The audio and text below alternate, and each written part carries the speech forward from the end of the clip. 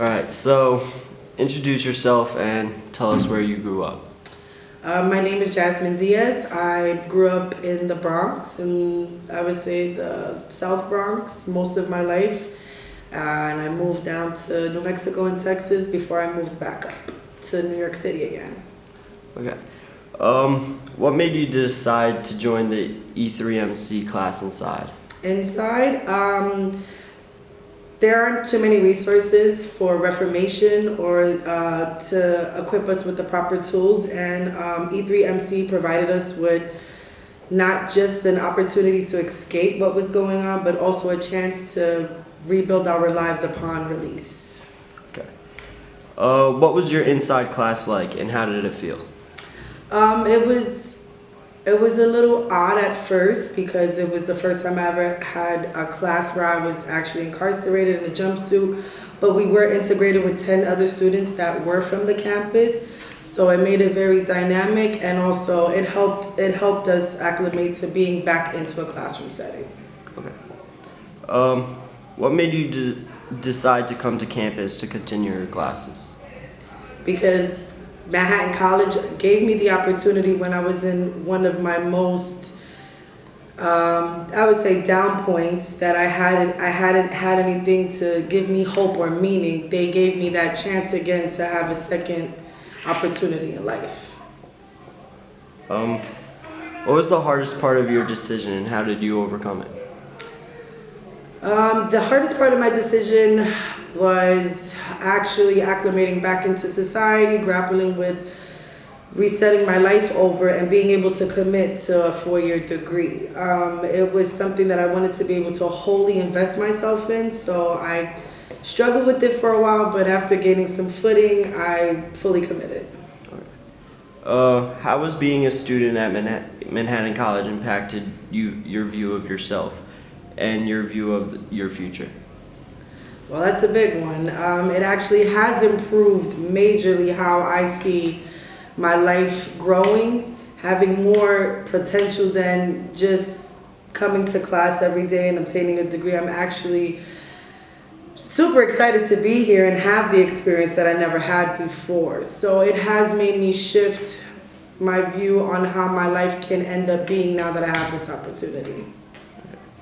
So do you have any messages for people considering joining the E3MC program? Absolutely. I encourage that you have to be self-driven and have the confidence to just know that this opportunity will help you at the end if you want it to help you at the end.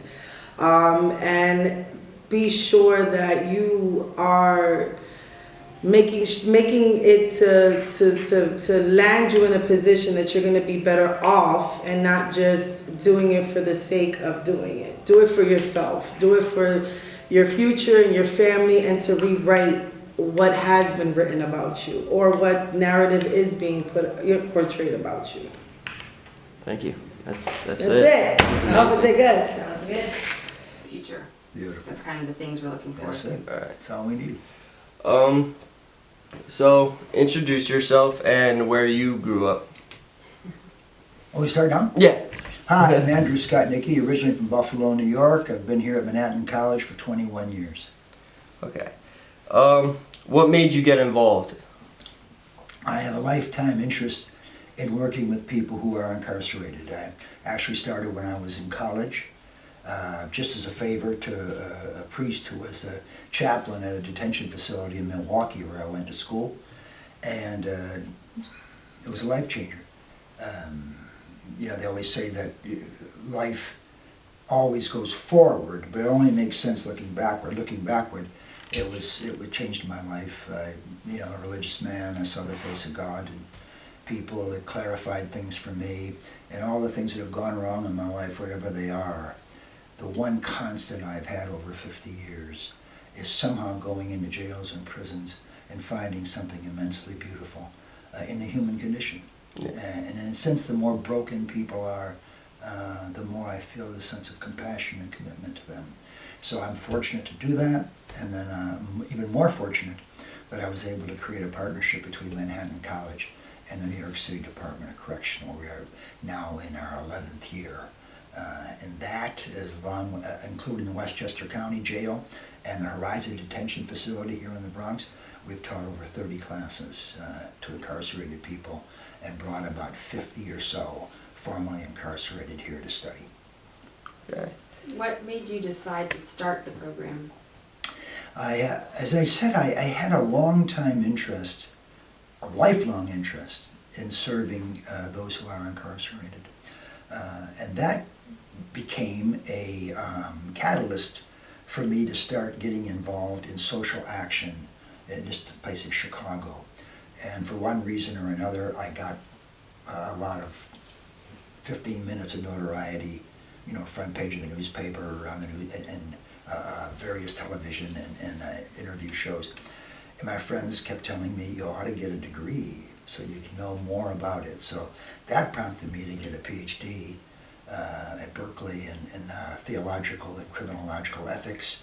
And then I got out, and then I had to get a job, so I ended up teaching college. So the one thing that I had, these three parts of my life. I was a teacher, I was a scholar, and I was visiting jails and prisons. And so I had this eureka moment 10 or 12 years ago to say, why don't I bring all three of them together? Teach in a jail, and teach the thing that I know most about, which is the evolution of the process of punishment in criminal justice. So I approached the New York City Department of Correction. It was a circuitous process, but eventually in the summer of 2012, we were able to get this program started. We hope to continue it. We're graced to have Savannah Wiesa here to be our coordinator, which has made life very easy for me in my senior years, that I don't have to quite do as much as I did when I was younger. And I think with Savannah, with the help we have from various financial partners who support us, as well as from the school, I believe that we'll be able to keep this program going into the future. What is it like to teach a class in the prison? Well, again, I've been in jails and prisons for over 50 years, so my friends always say you're a lifer. I can't remember when I didn't. I was 18 or 19 when I started going to jails. Now I'm 73 years old, and I keep doing it. So going inside a jail or prison, for me, it's not like it's meaningless. It's just such a part of who I am right now that I don't find any difference between teaching there and teaching Manhattan College. If you walked into my class, Kyle, I'd be excited to meet you. Yeah. You know, and I want to get to know you. And that's exactly what I do with the men and women in the jail. Of course, it's a far different situation for the men and women we take in with us. For them, it's transformative. Many of them have changed their lives, their careers, their whole moral horizon as a result of the powerful experience they've had working with our incarcerated brothers and sisters. Okay. How have you seen students that were inside change for the better? Well, that's a tough question, Kyle. One of the fortunate things that I learned a long, long time ago, because as I say, ever since I'm a teenager, I've been not only working in jails and prisons, but largely living in inner city neighborhoods. I spent 7 years living in the housing projects in Washington, D.C. I learned early on that success is a fool's gold. What you think is a success might not be at all. Savannah can even tell you, we've had people here that we were excited when they came here, and then they just ran off the rails. We've had people that I thought never had a chance to go to college, and they have gone on to have very successful careers. So I can't really say what specifically has created a change in the men and women inside. But what I do know is that we react morally to the way we are perceived by others. So your image of yourself, mine of myself, essentially comes from the way people look at us. And I do know that I look at our incarcerated sisters and brothers with a great amount of love and commitment and care. So I believe those are seeds of growth, seeds of a transformation in process Now, it can be interrupted. I've been to way too many funerals to know that the story is never over.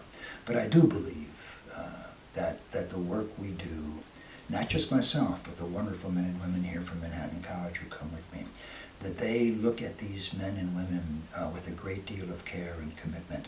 And I believe those are positive seeds that someday will come to fruition, even if we don't live to see it. Okay. Why is E3MC important? Well, for the very reason that we believe that one of the stepping stones to creating a difference between a life mired in poverty and violence and lack of social mobility is education. Now, I'm a religion teacher, and so, of course, I'd like to go in and tell them all about Jesus and about the Gospels, which I do to some degree. But actually, even though I think it's transformative to have a deep amount of faith, that in and of itself is not going to get you a job. And so I think E3MC works on the premise that the best way to elevate the underclass, those who live in ghetto situations and projects, surrounded by gangs and violence and lack of social opportunity, that I think the best single way to elevate someone beyond a life of meaningless jobs, low-paying jobs, hustling on the street, going to jail and prison, or dying young is getting a college education. So that's why E3MC, I think, is an important program. Where do you see the program going in the future? Well, I'd like to think that we will continue to have our commitment from various financial partners, which enable us to hire a coordinator like Savannah to take care of the day-to-day running of the operation. I think we have a general commitment on the part of the college itself. We're getting a new president, but this will be the third president that we've had, and I have every reason to believe that whoever she or he may be, they will be apprised of the importance of this endeavor. They say now in its 11th year, and that we will have support, again, financial support, but also institutional support to allow this program to continue. And I might add quickly, we're getting a large number or a growing number of professors who are willing to teach with me or on their own, so that when I decide to retire, this program should be able to continue. That's all I got. Do you have anything else to add? No. Nope. Brilliant. Thank you. My God, that was